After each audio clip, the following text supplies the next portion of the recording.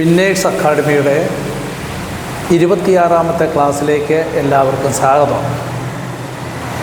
ഞാൻ Rajan master. I have an experience of more than 41 years in teaching accounting, especially financial accounting, corporate accounting, cost accounting and management accounting.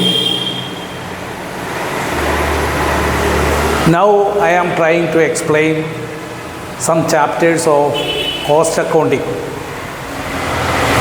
June മാസം second വീക്കിൽ വരാൻ പോകുന്ന cost accounting പരീക്ഷയ്ക്ക് ചോദിക്കാൻ സാധ്യതയുള്ളതും പ്രധാനപ്പെട്ടതുമായ ചില പാഠങ്ങൾ കഴിഞ്ഞ ക്ലാസ്സുകളിൽ ഞാൻ പരിചയപ്പെടുത്തിയിരുന്നു. How to prepare the cash budget, then what is standard costing, ഇത് രണ്ടുമാണ് പരിചയപ്പെടുത്തിയ പാഠം. ഇന്ന് cost accounting means accounting for cost. Cost accounting എന്ന് പറയുന്നത് കോസ്റ്റിനെ രേഖപ്പെടുത്തലാണ്. Cost means expenditure, not price. Cost ചെലവ് ആണ്. ചെലവിനെ രേഖപ്പെടുത്തുന്ന അക്കൗണ്ടിംഗ് സിസ്റ്റമാണ് കോസ്റ്റ് അക്കൗണ്ടിംഗ്. വരവുകൾക്ക് ഇവിടെ പ്രാധാന്യം ഇല്ല, ചെലവുകൾ മാത്രമേ ഇവിടെ രേഖപ്പെടുത്താറുള്ളൂ. കോസ്റ്റിനെ പലതായിട്ട് തരംതിരിക്കുന്നു. That is elements of cost. Elements of cost can be classified into different categories on the basis of function, variability, etc. The elements of cost.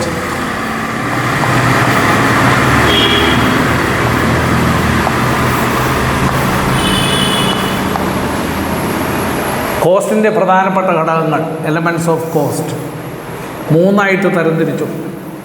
കോസ്റ്റിനെ പ്രധാനമായും മൂന്നായിട്ട് തരംതിരിക്കുന്നു. Material, labor, expenses.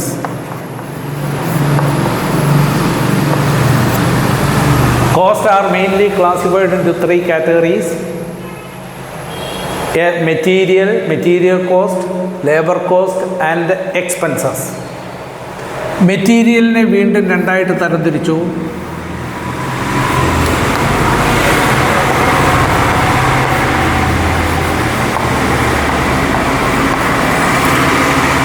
Direct material and indirect material.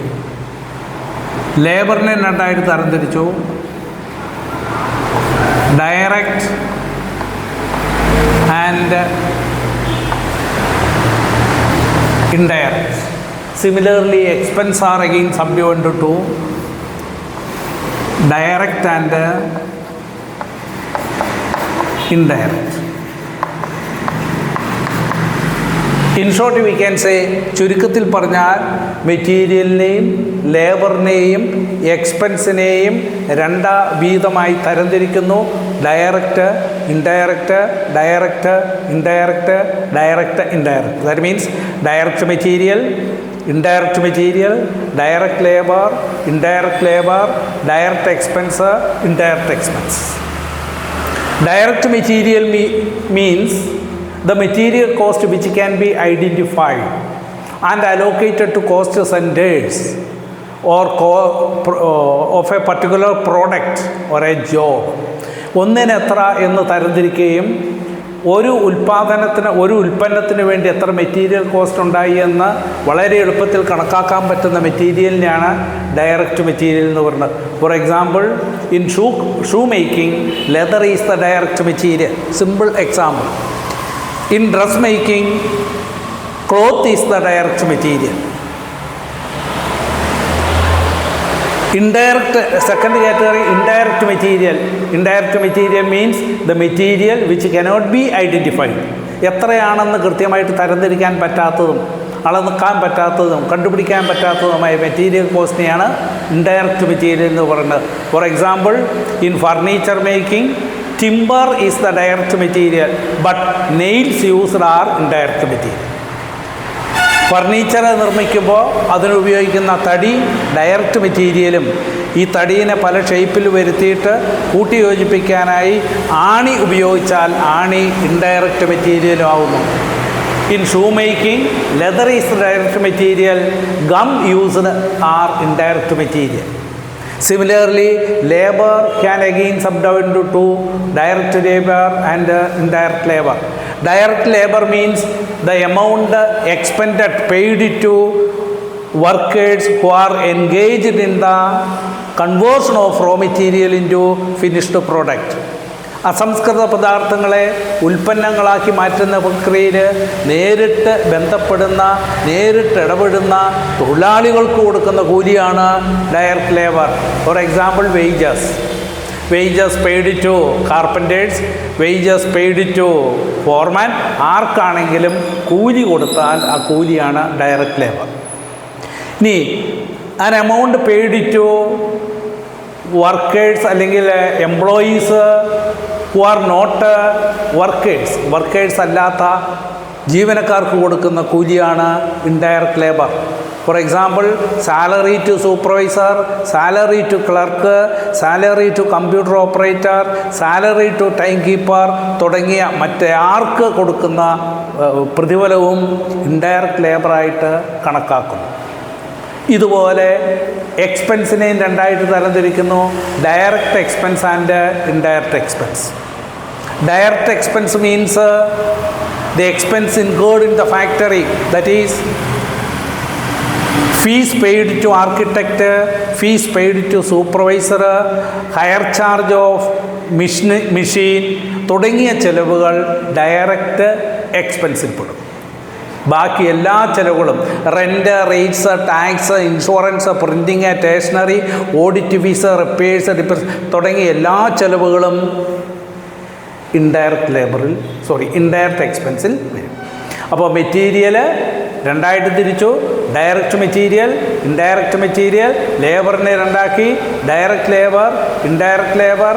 എക്സ്പെൻസിനെ രണ്ടാക്കി, direct expense, indirect expense. ഇനി ഇതിൽ direct മെറ്റീരിയലും direct ലേബറും direct എക്സ്പെൻസോടെ കൂടുന്നതാണ് prime cost. PRIME, prime cost.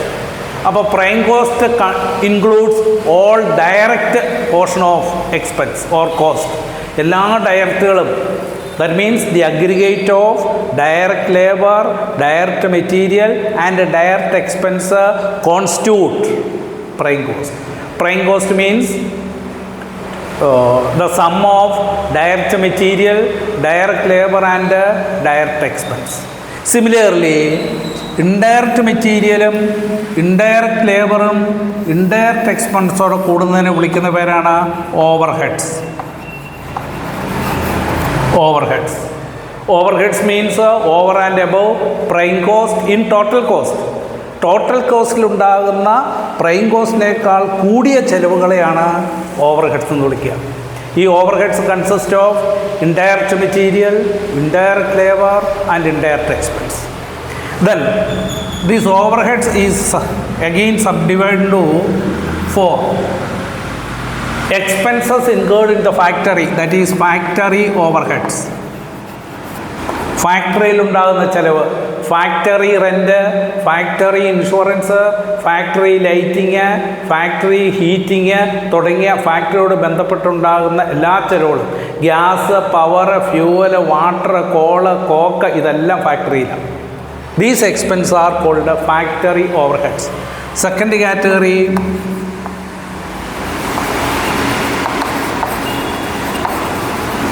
administration overheads. Second category, administration overheads. Administration overheads means the overheads or expenses incurred in the office. For example, general expense, rent, rates, tax, insurance, printing, stationery തുടങ്ങിയ എല്ലാ ചെലവുകളും administration ഓവർഹെഡ്സിൻ്റെ ഉദാഹരണമാണ്. 3, selling overheads. Selling overheads are the overheads incurred to stimulate the sales or to improve the sales. നിലവിലുള്ള സെയിൽസിനെ നിലനിർത്തുന്നതിന് വേണ്ടിയോ sales വർദ്ധിപ്പിക്കുന്നതിന് വേണ്ടിയോ ഉണ്ടാകുന്ന ചിലവുകളെയാണ് സെല്ലിംഗ് ഓവർഹെഡ്സ് എന്ന് വിളിക്കുക. For example, showroom expense, fancy packing, advertising etcetera. Or salesman's commission, salesman salary, ഇതെല്ലാം സെല്ലിംഗ് ഓവർഹെഡ്സിൽ വരും. ലാസ്റ്റ് കാറ്റഗറിയാണ് ഡിസ്ട്രിബ്യൂഷൻ ഓവർഹെഡ്സ്.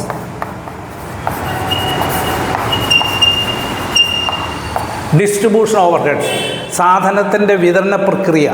ഫാക്ടറിയിൽ ഉണ്ടാക്കിയ സാധനം മാർക്കറ്റിലേക്ക് കൊണ്ടുപോകുന്നതിന് കൊടുക്കുന്ന വണ്ടിക്കൂലി അല്ലെങ്കിൽ വള്ളക്കൂലി, അതിനെയാണ് carriage outwards. Carriage outwards is an most important example of distribution overheads. Another examples are warehouse rent. Warehouse is a place where finished goods are stored. ഉൽപ്പന്നങ്ങൾ സൂക്ഷിക്കുന്ന മാർക്കറ്റിലെ സ്ഥലത്തിനെയാണ് വെയർഹൗസ് അല്ലെങ്കിൽ ഗോഡൗൺ എന്ന് വിളിക്കുക. ആ വെയർഹൗസിന് കൊടുക്കുന്ന വാടക, അതിൻ്റെ ഇൻഷുറൻസ്, അതിൻ്റെ വാച്ച്മാൻ്റെ സാലറി തുടങ്ങിയ എല്ലാ ചെലവുകളും ഡിസ്ട്രിബ്യൂഷൻ്റെ പരിധിയിൽ വരും. അപ്പോൾ ഓവർഹെഡ്സിനെ നമ്മൾ 4ആയിട്ട് തരംതിരിച്ചു: factory overheads, administration overheads, selling overheads, distribution overheads. ഈ ചാർട്ട് ഓർമ്മയിൽ വെച്ചാൽ എലമെൻറ്റ്സ് ഓഫ് കോസ്റ്റ് ക്ലിയറായി. അപ്പോൾ എലമെൻറ്റ്സ് ഓഫ് കോസ്റ്റ് ചെലവിനെ നമ്മൾ 3ആയിട്ട് തരംതിരിച്ചു: മെറ്റീരിയൽ, ലേബർ, എക്സ്പെൻസ്. മെറ്റീരിയലിനെ വീണ്ടും 2ആക്കി: direct material, indirect material. Simple example: wood used for making furniture is an example of direct material. Nails or gum used in furniture making is an example of indirect material. Wages paid to workers is an example of direct labor. Salary to supervisor or clerk or accountant is an example of indirect labor. Expense are again subdivided to direct expense and indirect expense. Hire charge of machine, amount paid to architect, amount paid to supervisor, amount paid to surveyor. Then research expense, ഇതൊക്കെ direct expense എന്നതാണ്. മറ്റെല്ലാ ചിലവുകളും indirect expenses ആകുന്നു. അപ്പോൾ rent, rates, tax, insurance, printing, stationery, audit fees, commission തുടങ്ങിയ എല്ലാ ചിലവുകളും included under the head indirect expense. ഇനി ഡയറക്റ്റ് മെറ്റീരിയലും ഡയറക്റ്റ് ലേബറും ഡയറക്റ്റ് എക്സ്പെൻസോടെ കൂടുന്നതിനെ വിളിക്കുന്ന പേരാണ് prime cost. Prime cost is equal direct material plus direct labor plus direct expense. All direct portion, അതായത് മെറ്റീരിയൽ ആണെങ്കിലും ലേബർ ആണെങ്കിലും എക്സ്പെൻസ് ആണെങ്കിലും എല്ലാത്തിൻ്റെയും ഡയറക്റ്റ് പോർഷൻ കൂടുന്നതാണ് പ്രൈം കോസ്റ്റ്. ഇനി ഇൻഡയറക്റ്റ് മെറ്റീരിയലും ഇൻഡയറക്റ്റ് ലേബറും ഇൻഡയറക്റ്റ് എക്സ്പെൻസോടെ കൂടുന്നതാണ് ഓവർഹെഡ്സ്. അപ്പോൾ overheads means total cost minus prime cost. ആകെ ചെലവിൽ നിന്നും പ്രൈം കോസ്റ്റ് കുറയ്ക്കുന്നതാണ് ഓവർഹെഡ്സ്. ഓവർഹെഡ്സിനെ പ്രധാനമായും 4ആയിട്ട് തരംതിരിക്കുന്നു: factory overheads, administration overheads, selling overheads and distribution overheads. ഫാക്ടറിയിൽ ഉണ്ടാകുന്ന ചിലവ്: factory rent, factory insurance, factory lighting, factory heating, gas, power, fuel, water, coal, coke, എല്ലാ ചിലവുകളും ഫാക്ടറിയിൽ. അതാണ് ഫാക്ടറി ഓവർഹെഡ്സ്. ഓഫീസിലുണ്ടാകുന്ന ചില general expense: rent, rates, tax, insurance, printing, stationery, audit fees തുടങ്ങിയ എല്ലാ ചിലവുകളും അഡ്മിനിസ്ട്രേഷൻ ഓവർഹെഡ്സ്. നിലവിലുള്ള സെയിൽസ് നിലനിർത്തുന്നതിനോ സെയിൽസ് വർദ്ധിപ്പിക്കുന്നതിനോ വേണ്ടി ഉണ്ടാകുന്ന ചിലവുകളെയാണ് സെല്ലിംഗ് ഓവർഹെഡ്സ് എന്ന് വിളിക്കുക. Selling overheads for example showroom expense, fancy packing, advertisement, salesman commission, salesman salaries etcetera. Then last കാറ്റഗറിയാണ് ഡിസ്ട്രിബ്യൂഷൻ ഓവർഹെഡ്സ്. ഉൽപ്പാദിപ്പിച്ച സാധനങ്ങൾ മാർക്കറ്റിൽ എത്തിക്കുകയും മാർക്കറ്റിൽ കൊണ്ടുപോയി സൂക്ഷിച്ചു വയ്ക്കുകയും ആവശ്യാനുസരണം കച്ചവടക്കാർക്ക് വിതരണം ചെയ്യുകയും ചെയ്യുന്നതിനോട് ബന്ധപ്പെട്ടതാണ് distribution. For example transporting charge paid for goods from factory to warehouse or market.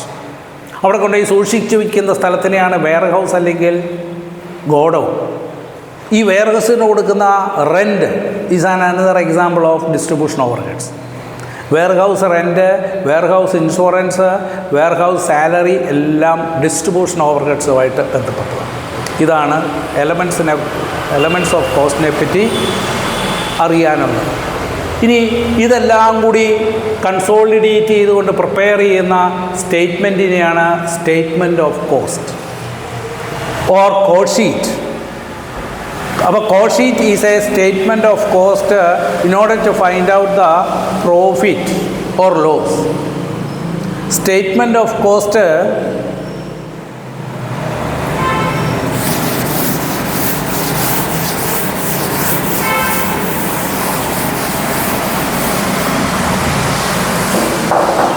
Cost അക്കൗണ്ടിങ്ങിൻ്റെ ഏറ്റവും ബേസായ ഭാഗമാണ് statement of cost.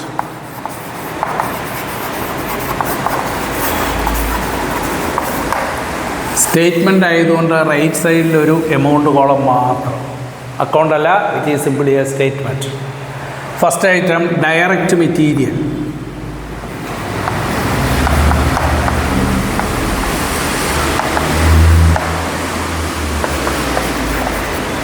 direct labor,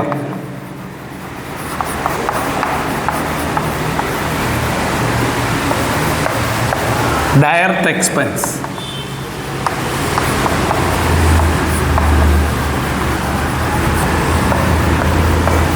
direct material plus direct labor plus direct expense. ഇത് കൂടുന്നതാണ് പ്രൈം കോസ്റ്റ്. ഇതൊരു പ്രധാനപ്പെട്ട ഐറ്റം ആയതുകൊണ്ട് capital ലെറ്ററിൽ എഴുതുക, പ്രൈം കോസ്റ്റ്. അപ്പോൾ prime cost means direct material, direct labour and direct expense.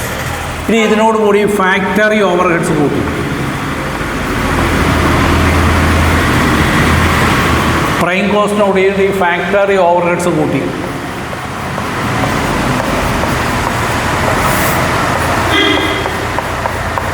അപ്പോൾ works cost, prime cost plus factory overheads ഒന്നിലധികം ഉണ്ടാവും, അതെല്ലാം കൂടെ കൂട്ടുമ്പോഴാണ് നമുക്ക് വർക്സ് കോസ്റ്റ്.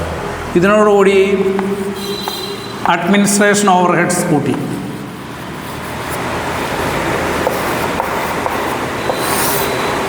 അപ്പോഴാണ് cost of production.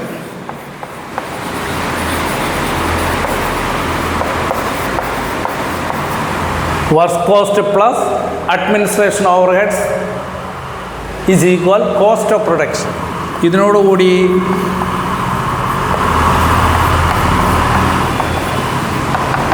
Selling and distribution overheads, selling and distribution expense കൂട്ടി.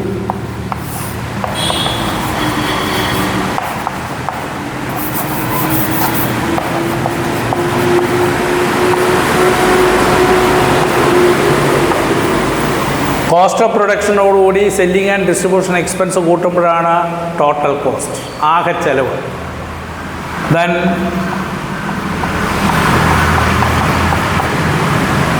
അതിനോടുകൂടി കിട്ടാൻ സാധ്യതയുള്ള പ്രോഫിറ്റ് കൂട്ടിയപ്പോൾ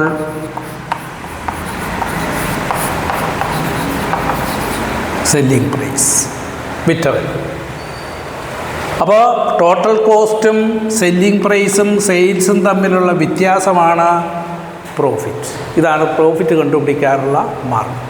ഏറ്റവും പ്രധാനപ്പെട്ടതാണ് കോസ്റ്റ് അക്കൗണ്ടിങ്ങിൻ്റെ ബേസാണ് കോസ്റ്റ് ഷീറ്റ് അല്ലെങ്കിൽ elements of statement of cost. ഇത് വ്യക്തവും കൃത്യവുമായിട്ട് അടുത്ത ക്ലാസ്സിൽ നമുക്ക് പഠിക്കാം. ഇപ്പം ജസ്റ്റ് ഒരു ഇൻട്രഡക്ഷൻ.